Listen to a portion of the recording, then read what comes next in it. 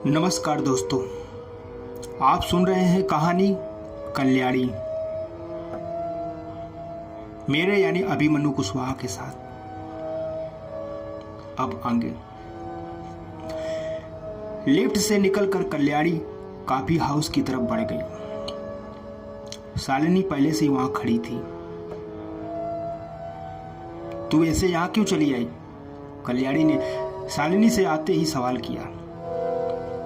अरे मुझे लगा मेरे अंकल का लड़का यहाँ किसी लड़की के साथ है, इसलिए मैं आ गई, पर वो तब तक निकल गया था। शालिनी ने अफसोस जताते हुए कहा। वो उनकी पर्सनल लाइफ है और तू ये जासूसी वाले काम कब से करने लगी? कल्याणी ने उसे घूरते हुए कहा। मैंने कहाँ जासूसी की? मुझे तो बस अपनी होने वाली भाभी से मिलना था, शालिनी ने मुंह बनाकर कहा। कल्याणी ने घड़ी में देखा 5:30 हो रहे थे। उसने शालिनी से कहा, अब आगे का क्या प्लान है? घर चलना है या फिर यहीं बैठकर जासूसी करना है? इतनी जल्दी घर? चलो कुछ खा लेते हैं ना, शालिनी ने कहा। तू कितना खाती है यार, एक नंबर की भुक्कड़ है तू सच में, कल्याणी ने उसके सर पर हल्के से चपत मारते हुए कहा। अरे तू कब से इतनी बदतमीज हो गई? शालिनी ने कहा। संगत का असर है भैया, आप चले? कल्याणी ने कहा तो दोनों हंस पड़े। कल्याणी ने शालिनी से पूछा, अच्छा बता क्या खाएगी? यहां से कुछ नहीं खाना, तुम ही खिला दो कुछ अपनी पसंद का स्पेशल, शालिनी ने कहा। ऐसा है तो फिर मार्केट चलते हैं, वहां तुम्हें अच्छी सी चाट खिलाती हूं, कल्याणी ने कहा। चाट का नाम सुनकर शालिनी के मुंह से पानी आ गया।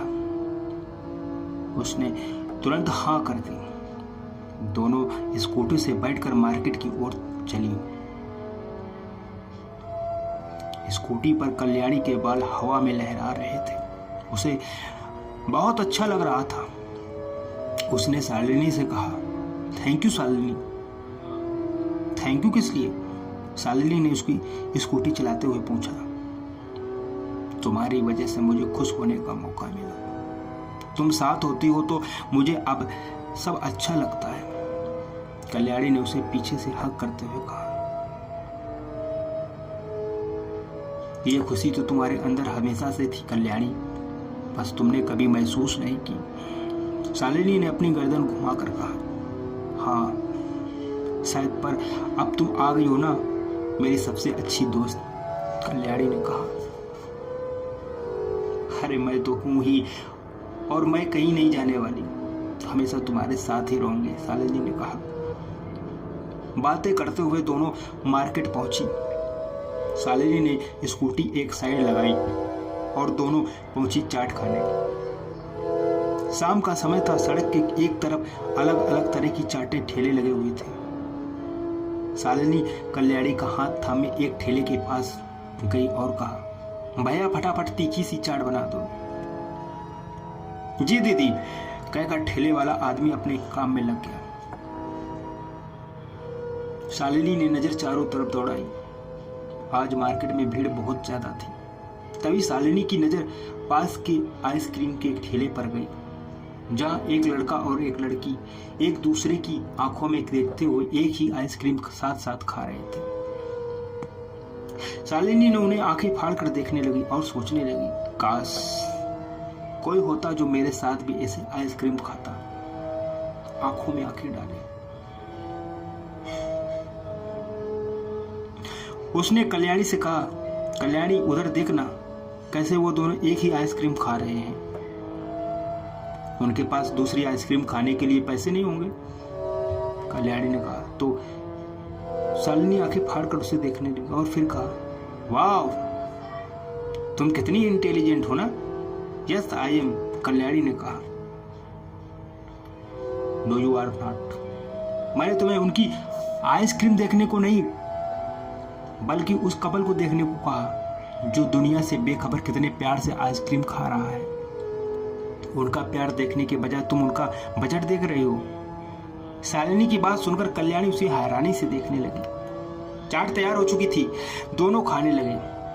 खाते खाते शालिनी ने कहा, कल्याणी कितना अच्छा लगता है ना जब कोई होता है जो हमारी खुद से भी ज्यादा परवाह रखता है, जिससे बात करके सब अच्छा लगने लगता है। तुम किसकी बात कर रही हो? कल्याणी ने खाते हुए पूछा। बॉयफ्रेंड, और कौन? शालिनी ने जोर से कहा तो आसपास खड़े लोग उसकी तरफ देखने लगे। कल्याणी ने उसकी तरफ घूरा और कहा, अब इस समय तुम्हें बॉयफ्रेंड चाहिए? कहाँ मिलेगा बताओ जरा। वो कोई सामान थोड़े है जो मिलेगा, ढूंढना पड़ेगा। ढूंढना पड़ता है, वो हमारे सामने या आसपास ही होता है, पहचानना पड़ता है, शालिनी ने कहा। शालिनी तो पागल हो गई हो, कल्याणी ने कहा। बताने के लिए थैंक यू, शालिनी ने हंसते हुए कहा। कल्याणी ने ठेले वाले को चाट के पैसे चुकाए और शालिनी के साथ वहां से आगे बढ़ गई। दोनों चली ही थी कि तभी एक 7 साल का बच्चा हाथ में हार्ट शेप बने गुब्बारे लेकर उनके सामने आ गया और कहने लगा, दीदी गुब्बारा ले लीजिए ना, सुबह से एक भी नहीं बिका है, ले लीजिए ना दीदी। कल्याणी को लड़के पर दया आ गई, उसने कुछ पैसे देकर सारे गुब्बारे खरीद लिए। शालिनी को कल्याणी की भावना देखकर बहुत खुशी हुई। वो दौड़कर आइसक्रीम वाले के पास गई और उससे आइसक्रीम लेकर उस लड़के को थमा दी। लड़का खुशी खुशी वहां से चला गया। गुब्बारे लिए शालिनी और कल्याणी स्कूटी की तरफ बढ़ी। स्कूटी के पास एक 5 साल का बच्चा, मासूम सी बच्ची रो रही थी और उसके मम्मी पापा उसे चुप कराने की कोशिश कर रहे थे। कल्याणी की नजर उस पर पड़ी तो कल्याणी उसके सामने घुटनों पर बैठ गई और प्यार से पूछा, आप क्यों रो रहे हो? मुझे बैलून चाहिए, उसने रोते हुए मासूमियत से कहा। कल्याणी को वो बहुत प्यारी लगी। उसने उसके आंसू पोंछे और शालिनी से सारे गुब्बारे लेकर उस बच्ची को दे दिए। गुब्बारा लेकर वह खिलखिलाने लगी और खुश हो गई। गुब्बारे लेने से शालिनी घूर कर बच्ची को देखने लगी। थैंक यू सो मच, बच्ची के पास खड़ी उसकी माँ ने कहा। इट्स ओके, कल्याणी ने मुस्कुराते हुए कहा। आप ये रख लीजिए। युवती के साथ खड़े नौजवान ने कुछ रुपए कल्याणी की तरफ बढ़ाते हुए कहा।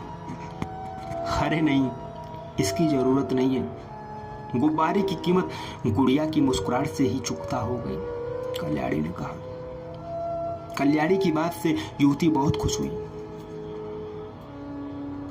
शालिनी तब तक स्कूटी लेकर आ गई। कल्याणी जैसे ही जाने लगी, किसी ने उसका सूट खींचा। कल्याणी ने देखा वह बच्ची उसका सूट कपड़े पकड़े खड़ी थी। उसने कल्याणी को नीचे झुकने को कहा। कल्याणी नीचे झुकी तो उस बच्ची ने उसके गाल पर किस किया और थैंक यू कहकर एक बैलून उसकी तरफ बढ़ा दी। कल्याणी खुश हो गई। गुब्बारा हाथों में पकड़े कुछ दूर स्कूटी पर बैठी शालिनी के पास आ गई। वो लोग बच्ची को लेकर वहां से चले जा चुके थे। सारे गुब्बारे उसे क्यों दिए? शालिनी ने पूछा। तुमने देखा ना गुब्बारे पाकर वो कितनी खुश हो गई थी। बांटने में वो जो खुशी है ना, वो पाने में नहीं है शालिनी। अच्छा ये हार्ट वाला गुब्बारा तुम ले लो, कहकर कल्याणी ने हाथ में पकड़ा गुब्बारा शालिनी की तरफ बढ़ा दिया। मुझे नहीं चाहिए, जाकर अपने बॉयफ्रेंड को देना, शालिनी ने झूठी नाराजगी दिखाते हुए कहा। मेरा कोई बॉयफ्रेंड नहीं है, कल्याणी ने घूर कर कहा। तो बना लो ना प्लीज, शालिनी ने कहा। तुम कभी नहीं सुधरोगी, कहकर कल्याणी ने शालिनी का कान पकड़कर खींच दिया। ओके बाबा, सॉरी सॉरी, शालिनी ने कहा। कल्याणी उसका कान छोड़ दिया और हाथ में पकड़े उस हार्ट से बैलून को देखने लगी। शाम गहराने लगी थी, ठंडी हवाएं चल रही थी कि अचानक कल्याणी के हाथ से छूटकर गुब्बारा दूर उड़ गया। कल्याणी जब तक उसे पकड़ती वह उड़कर पीछे की तरफ जा चुका था। कल्याणी मायूसी से उस जाते हुए देखने लगी तो शालिनी ने कहा, जाने दे कल्याणी, वो पक्का किसी सही इंसान के ही पास जाएगा और क्या पता तुम्हें तुम्हारा प्यार मिल जाए। तुम इन सब बातों में विश्वास करती हो? कल्याणी ने थोड़ा सीरियस होकर कहा। कभी कभी कर लेती हूँ, वैसे भी कुछ चीजें जिंदगी में अचानक आ जाती हैं। कहते हुए शालिनी एकदम से उदास हो गई। उसे उदास देखकर कल्याणी ने पूछा, अब मुझे क्या हुआ?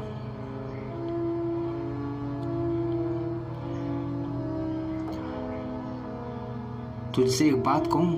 कल्याणी ने कहा। हाँ कहो। शालिनी ने कहा, तुम ना मुस्कुराते हुए ही अच्छी लगती हो। कल्याणी ने कहा तो शालिनी मुस्कुराते हुए बोली, और तुम मेरी फिक्र करती हो तब मुझे बहुत अच्छा लगता है। अब चलो वरना लेट हो जाएंगे।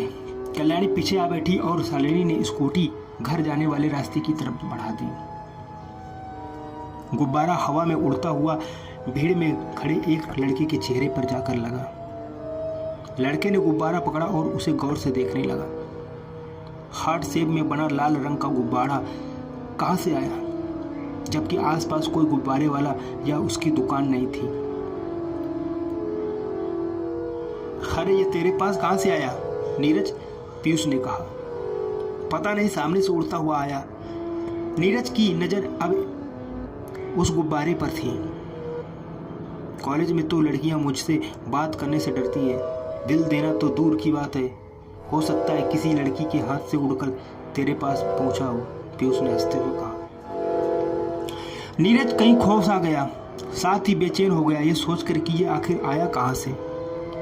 तभी सामने से एक लड़का लड़की एक बच्ची के साथ चले आ रहे थे। बच्ची के हाथ में वैसे ही ढेर सारे गुब्बारे देखकर पीयूष ने कहा, ये गुब्बारा किसी हसीना ने नहीं भेजा, बल्कि उस बच्ची के हाथ से छूट कर आया है। नीरज की नजर उस पर गई, पर उसकी बेचैनी अब भी वैसे ही बनी हुई थी। नीरज उनके पास आया और उनसे पूछा, ये गुब्बारे आपको कहां से मिले? नीरज की बात सुनकर दोनों चौंक गए और एक दूसरे को देखने लगे। प्लीज बताइए ना, आपको ये कहां से मिले? नीरज ने बेचैनी से फिर से पूछा। ये गुब्बारे तो हमें एक लड़की ने दी है, युवती ने कहा। किस लड़की ने? नीरज ने फिर पूछा। हम उन्हें नहीं जानते, बच्ची रो रही थी तो उन्होंने ये सब गुब्बारे इसे दे दिए, युवती ने पति से कहा। तब तक पीयूष भी वहां आ गया और कहा, तू इसके लिए इतना परेशान क्यों हो रहा है? वो लड़की हमें कुछ देर पहले ही मिली है, उसने हरे रंग का सूट पहना है, आपको मिल जाएगी, युवती ने नीरज को परेशान देखकर कहा। हरे रंग का सूट? यह सुनकर नीरज की आंखों के सामने कल्याणी का चेहरा आ गया। वो युवती की बताई दिशा में दौड़ गई। पीयूष भी उसके पीछे पीछे आ गया। युवती की बताई जगह पर पहुंचकर कल्याणी को ढूंढने लगा, पर वह नहीं मिली। पीयूष उसके पास आया और कहा, क्या हो गया, किसे ढूंढ रहा है? कुछ नहीं, नीरज ने चारों तरफ देखते हुए कहा। तू तो ऐसे परेशान हो रहा है जैसे ये गुब्बारे ना होकर किसी लड़की का दिल हो, पीयूष ने कहा। तू नहीं समझेगा, नीरज ने मुस्कुराते हुए कहा। मुझे समझना भी नहीं है, मेरी वाली मॉल के बाहर मेरा वेट कर रही है, मैं जा रहा हूं, तू ढूंढता रहे अपनी दिलवाली को, कहकर पीयूष वहां से चला गया। नीरज हार्ट से बलून को पकड़े सोचने लगा,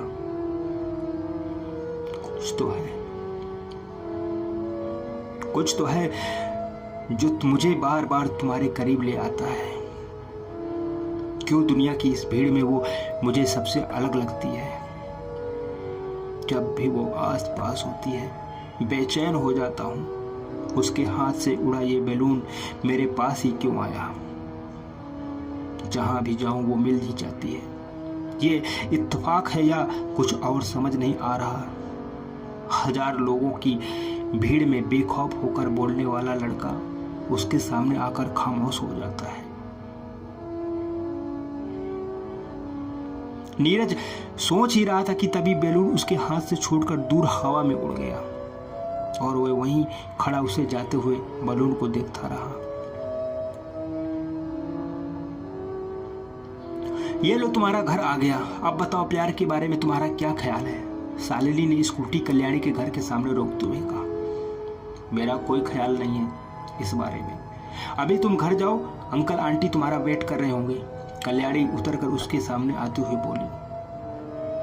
मतलब तुम मेरे सवाल का जवाब नहीं दोगी? शालिनी ने कल्याणी की तरफ देखते हुए कहा, इस बारे में हम कल बात करेंगे, अभी तुम घर जाओ, कल्याणी ने कहा। इसका मतलब तुम्हें प्यार व्यार में कोई इंटरेस्ट नहीं है? शालिनी ने फिर पूछा। हाँ बिल्कुल नहीं है, कल्याणी ने बात खत्म करने के लिए कहा। जरा सा भी नहीं है? शालिनी ने पूछते हुए कहा। नहीं बिल्कुल नहीं, कल्याणी ने इस बार थोड़ा सख्ती से कहा। शालिनी ने स्कूटी स्टार्ट की और कल्याणी को गुड बाय कहकर वहां से स्कूटी आगे बढ़ा दी। कल्याणी अंदर जाने के लिए मुड़ी, तभी शालिनी ने स्कूटी रोककर कल्याणी को आवाज दी। अब क्या हुआ? कल्याणी ने पलटकर पूछा। शालिनी मुस्कुराई और जोर से गाते हुए स्कूटी आगे बढ़ा दी। हो एक लड़के को देखा तो ऐसा लगा। कल्याणी ने कुछ नहीं कहा, बस हंसने लगी और जाती हुई शालिनी को देखकर कहा, तुम हमेशा ऐसे हंसती मुस्कुराती रहो।